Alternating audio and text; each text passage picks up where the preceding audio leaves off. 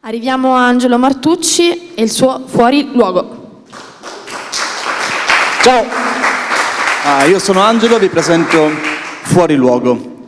Andrea è alla festa peggiore della sua vita, eppure non dovrebbe essere così, perché è lì per celebrare un suo amico, il suo migliore amico Luca, che finalmente è riuscito a portare a termine qualcosa nella sua vita, cioè è riuscito a portare a termine letteralmente la sua vita.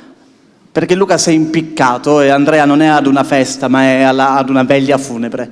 Andrea è una persona cinica, quindi sa come funzionano un po' queste cose, sa che il gesto dell'amico presto verrà ricordato solo come un incidente, mentre il nome del suo amico diventerà un torneo di calcetto commemorativo.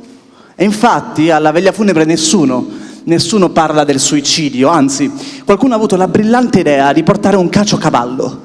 E adesso Andrea, che conosceva Luca, sa che questo avrebbe trovato brillantissima la trovata di scrivere con un pennarello nero il nome Luca sul formaggio, un po' come fanno da Starbucks con i bicchieri, per poi portarlo in giro appeso dalla corda per tutta la veglia funebre.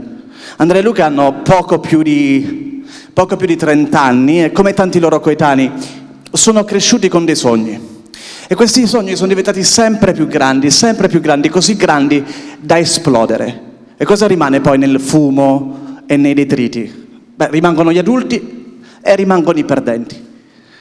Andrea e Luca sono entrambi dei perdenti, diversi, però complementari. Uno, Andrea, è il classico impiegato di paese che ha passato tutta la vita a fare lo stesso lavoro, reprimendo così ogni passione, ogni slancio.